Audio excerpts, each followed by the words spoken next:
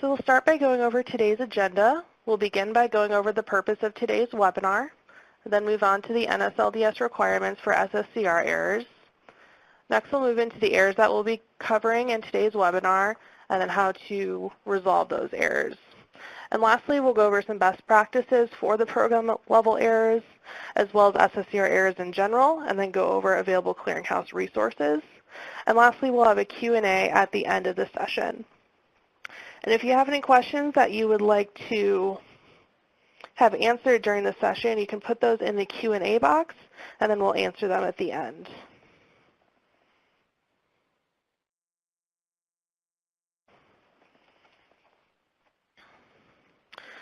So the purpose of today's webinar is to go over the NSLDS requirements for errors returned from SSCR roster reporting and what may occur if your school does not correct the errors. We'll also provide more in-depth guidance on SSCR errors that are commonly seen at the program level. And lastly, we'll offer up information on how to prepare for and help prevent these errors moving forward.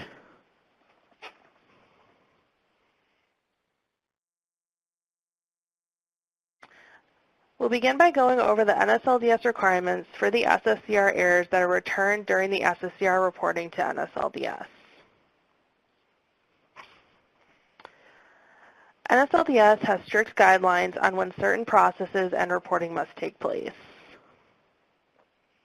The one we are focusing on today is that SSCR errors must be corrected within 10 days of receiving the error report. Once the Clearinghouse receives the SSCR error report after the initial reporting to NSLDS, these errors are posted on our secure site for your school to view and correct. The Clearinghouse due date for those errors is 8 days to allow us time to process all the updates into our system and to send the data to NSLDS successfully within that 10-day compliance window.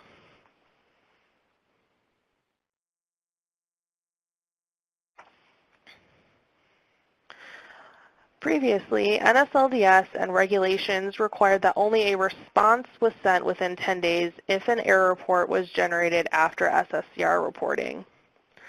In late 2016, we began seeing a shift in both NSLDS and auditor expectations and how these errors should be approached. Guidance is now calling for the SSCR errors to be corrected within 10 days. However, please note that the actual regulation has not changed, just the expectation for how these errors should be addressed. So what does this mean for schools? It means that NSLDS is now calling for schools to correct the errors on the SSCR error report within 10 days. To meet the new guidance from NSLDS, the Clearinghouse created a new online tool that allows schools to view and correct their SSCR errors on our secure website if any errors were returned. That new service went live at the end of December in 2016, with most schools seeing their first correctable SSCR error report in January of 2017.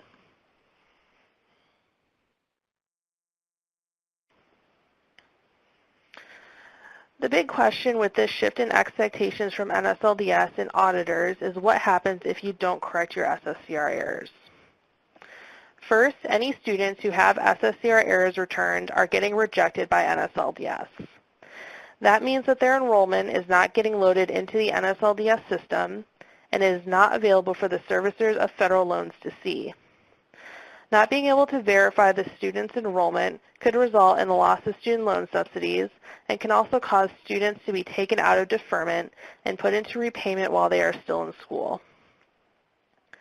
Not correcting SSCR errors can also result in a negative impact to your NSLDS statistics score. The NSLDS requirement is that the percent of students with certified program enrollment must be at least 90%. For more information on the NSLDS statistics score and how the SSCR errors impact it, please check out the Meet and Beat 90% Threshold webinar that is on our Clearinghouse Academy site. And if you look in the web links pod below the presentation slides, you'll see that there is a link to that webinar if you're interested in watching it. And lastly, failure to correct SSCR errors can result in audit findings.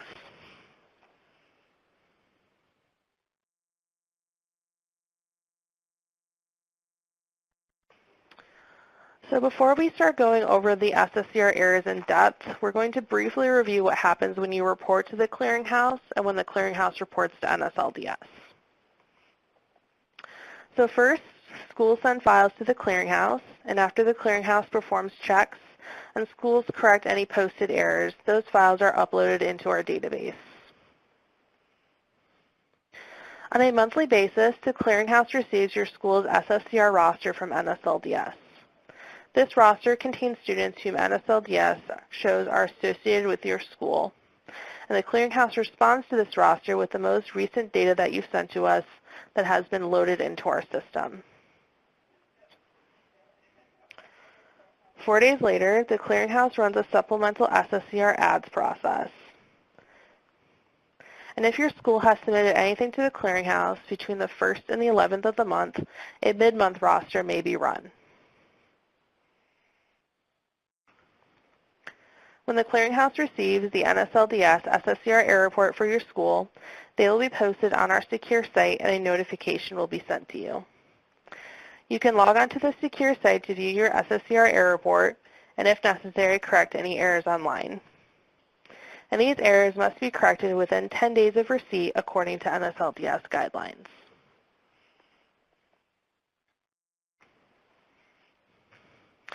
So here are the errors that we'll be covering today. They are error 63, 65, 66, 67, 77, 78, and 79.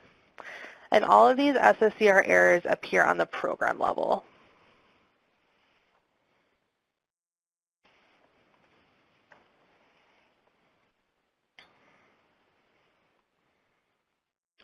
Our first error is error 63, which comes up due to an invalid program length. The published program length must be a numeric and non-zero number in order for NSLDS to accept the record. If your school receives this error, the published program length will need to be updated to a valid length using the 6-digit format, which has an implied decimal between the 3rd and 4th digits. For example, if a student had a 4-year program, the number would need to reflect 004000. And most schools who receive error 63 get it from older programs that have all zeros as the program length from when program information was first being required. So that's something to look out for if you get error 63, is for a program length that's all zeros.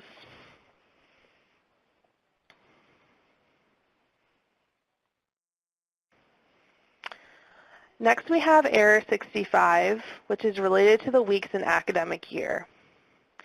The weeks in Title IV academic year must be numeric and a number that is greater than or equal to 26 weeks if the published program length measurement is in months or weeks. If your school receives this error, you'll need to update the number of weeks in Title IV academic year appropriately. This value is used by NSLDS to calculate program lengths in years and should reflect the number of weeks of instruction in all required terms within the academic year using the 6-digit format. And this value must not be less than 26 weeks or greater than 52 weeks.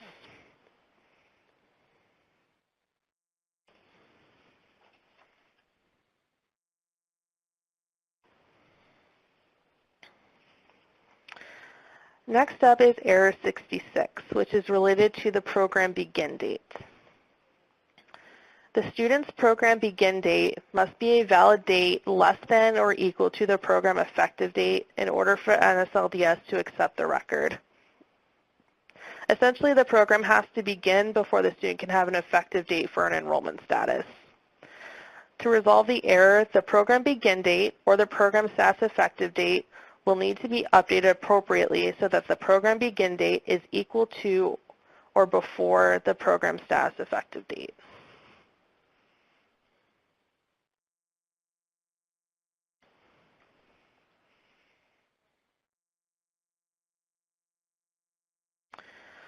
Now we have error 67, which comes up when the special programs indicator has been included with an invalid credential level. The different special program indicators have to align with specific credential levels in order to be accepted. The chart on your screen, which is also available in our programming and testing guides, shows you how these have to align in order to be accepted. For example, if the student's record has a bachelor's degree completion program special program, then the credential level must be bachelor's degree. If the student has a special admissions associate's degree program, the credential level has to be an associate's degree, and so on. There is an additional special program indicator that's not included on the chart, which is not applicable, and that special program indicator can be used with any of the credential levels. So to resolve this error, you would need to update the program level information with a special program indicator that agrees with the credential level as it's noted in this chart. And don't worry about trying to write down what's in this chart. The slides will be available for you to download after the presentation.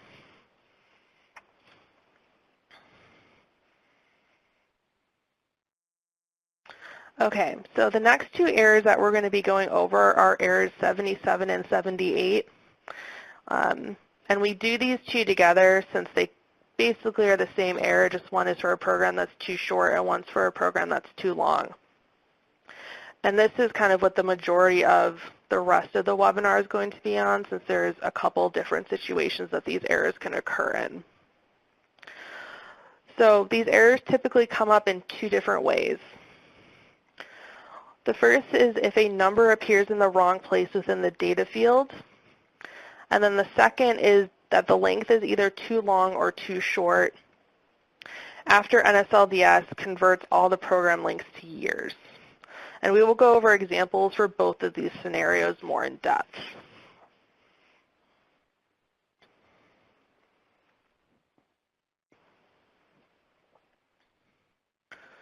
So this chart is from the NSLDS Enrollment Reporting Guide, and it gives you the minimum and maximum program lengths in years for each credential level.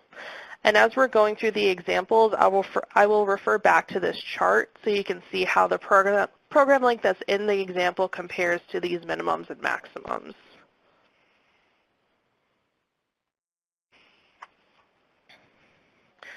So we'll start by going over errors 77 and 78 that are caused by a number in the wrong place in the data field. And this is the most frequently seen reason for why these errors occur. So the program lengths are in a 6-digit format that have an implied decimal between the 3rd and 4th digit. So for example, a 4-year program would be coded as 004000, whereas leading with the 4 would be a 400-year program, and ending with a 4 would be 4 1,000ths of a year program. And the Clearinghouse is working on an edit to call out these program length issues on your enrollment files, but that's still in development at this time.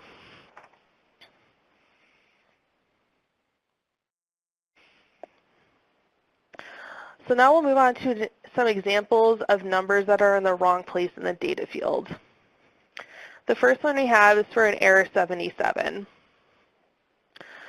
So the screenshot is for a student's program information where you can see in the red box the program length is set to 000002 years, which equates to 2 1,000ths of a year because of the implied decimal between the 3rd and 4th digits.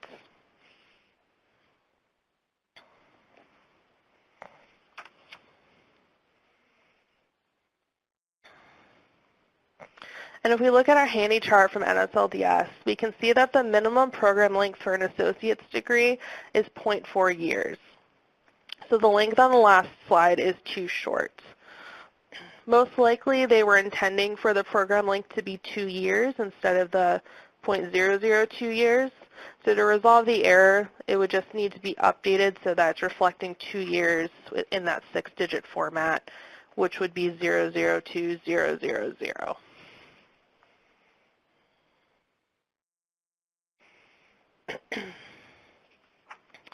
So next we have an example for an error 78 where the numbers are in the wrong place in the data field.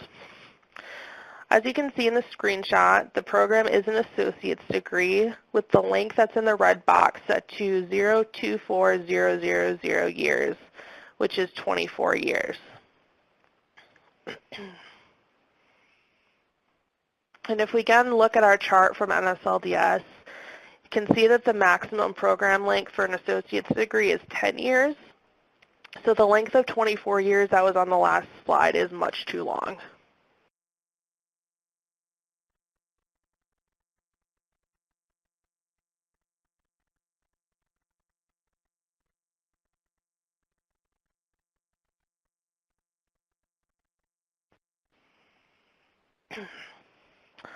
All right, so now we'll move on to the errors 77 and 78 that come up due to calculations that NSLDS uses to convert all program lengths to years. So NSLDS, once they receive the program information, converts all the program lengths to years, regardless of how those lengths are reported by your school. And the fields that are used in the calculation are the program length measurement, and the number of weeks in the academic year. And at the bottom of the slide is the formula that NSLDS uses to convert program lengths from weeks or months to years. And over the next few slides, we will go over specific examples where we will see this formula being used. So unfortunately, we're going to have to do some math over the next couple of slides. All right. So our first example for this scenario is for an error 77. So when you look at the screenshot, you can see that the student is in a bachelor's degree program with a program length set to 32 weeks with 38 weeks in the academic year. So now we'll look at the formula that's below it. The first line of the formula converts the weeks in academic year into days. You calculate that by multiplying the number of weeks in the academic year by 7 to get the number of days in the academic year, which is 266 days for this example. The second line converts the weeks in the program into days. You calculate this by multiplying the number of weeks in the program by 7 to get the number of days in the program, which is 224 days in this example.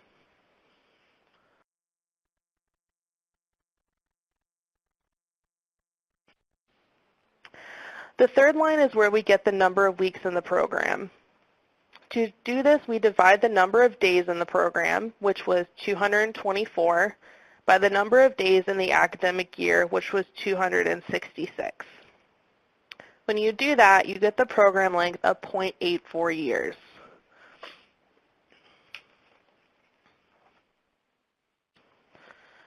And then when we go back to the chart from NSLDS, you can see that for a bachelor's degree, the minimum program length is 0.9 years. So since our conversion showed the program length was only 0.84 years, we know that it's too short.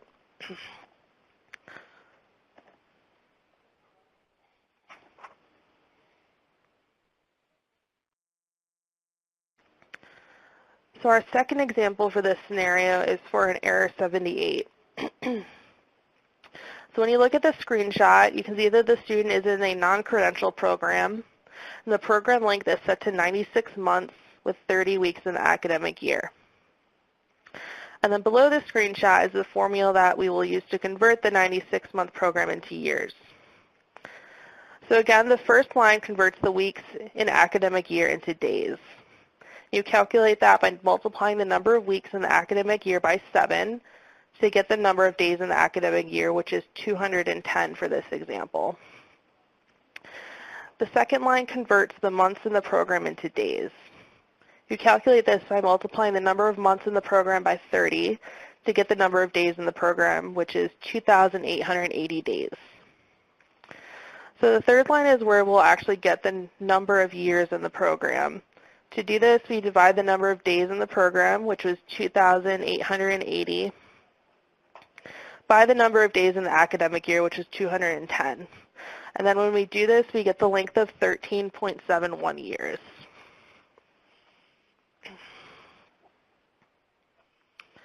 And if we again look at this chart for the non-credential program at the bottom, the maximum number of years for that program credential level is 10 years, which since we found our conversion to show that the program on the last slide was 13.71 years, that it's way too long. So the sneaky thing with these errors is if you're reporting in months or weeks, when you look at the program information, it may not immediately be obvious that the program length is either too short or too long. So it's really important that you do the conversion to figure out if it is too long or too short. And if you have questions on that, which I know a lot of people do when you're looking at the errors, just feel free to email us if you're not able to determine if the program, which program is being impacted.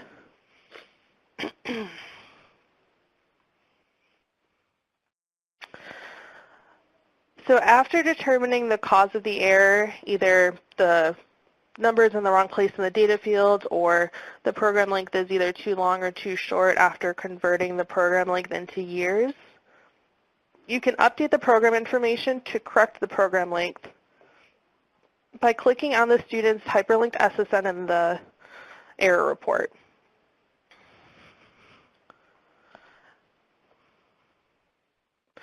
And then once you click on the SSN, you'll be brought to the student's record. And that's where you'll want to update the program length and the program length measurements when applicable so that the program length stays within the minimum and maximum that NSLDS has established. And once that's updated, you can submit the record.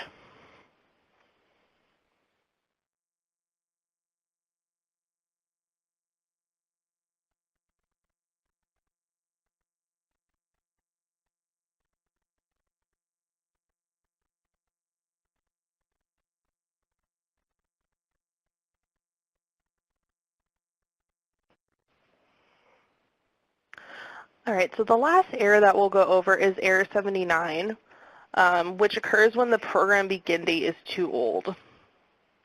And this error can occur when the program begin date is before the acceptable date per NSLDS guidelines, which is typically 20 years before the certification date.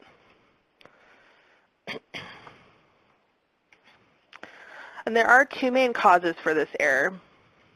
The first is if a student separates from a program and then later returns to the same program more than 20 years later. NSLDS guidelines state that if a student leaves and returns to the same program, that the original program begin date should be reflected in the student's record. And second is when a defaulted program begin date is included on a student's record in an enrollment file. And that date is typically January 1st of 1900. And this is the most common reason why we see the error 79 is due to that defaulted program begin date. And I'll show you an example of that on the next slide.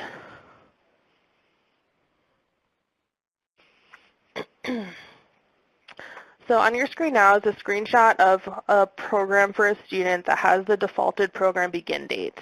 That's in the red box of 1/1/1900. Which is obviously way more than 20 years ago.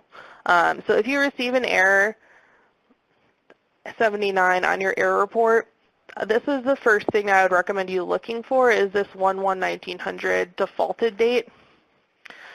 Because honestly, this is the only reason I've seen the error 79s come up. So far, I haven't seen any instances where it's due to a really old program that someone is re-entering.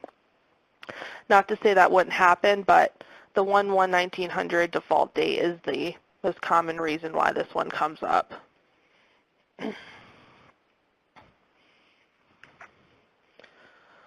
So to resolve the error 79, you'll first need to select the appropriate record by clicking on the hyperlinked SSN,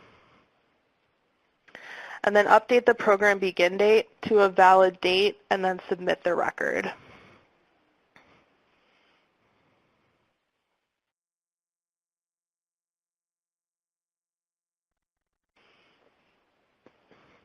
So now we'll go over a few tips for helping to prevent the program errors and also to help prevent them from occurring again. The first is to be attentive to the errors and warnings related to program information that are flagged for correction and review on your enrollment files. Look for trends in these errors that may suggest a need to update your extracts. And be sure to update your SIS with any updates you make to correct these errors on your enrollment files so you don't get the same errors the next time you report. And second, when correcting your SSCR errors, if you update program information in your correction, even if it's not for one of the errors we discussed in this webinar, be sure to update your SIS as well. Updating the individual record without ensuring the same information will be reflected on your next enrollment file may cause the error to come up again.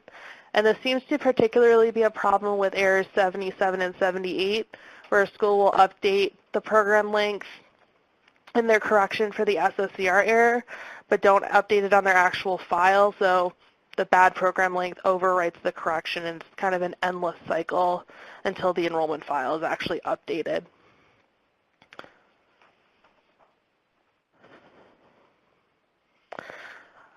All right, so now we'll have some additional best practices that apply to all the SSCR errors. First is don't panic.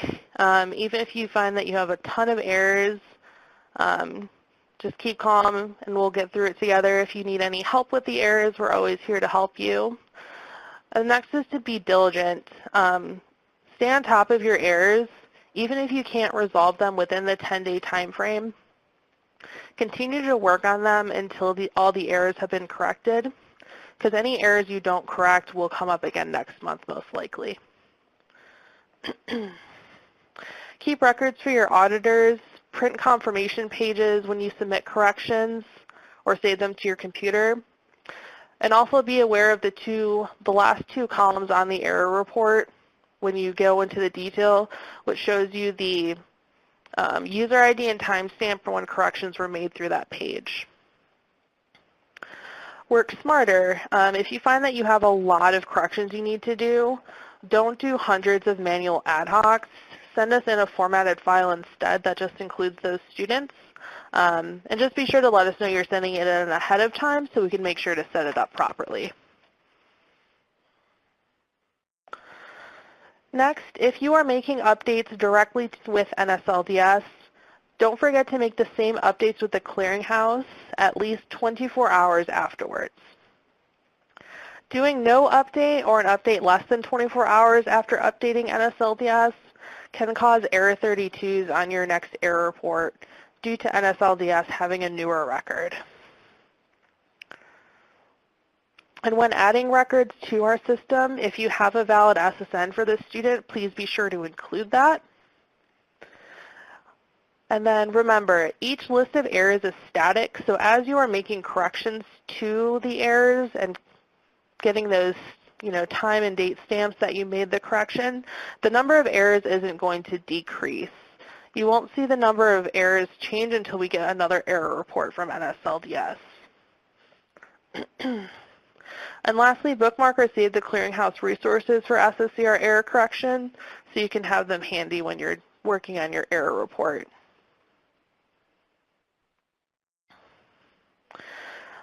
So now we'll go over some of our available resources, and except for the first email address, all of the resources that I have listed on the page are available as links in the web links pod that's below the presentation.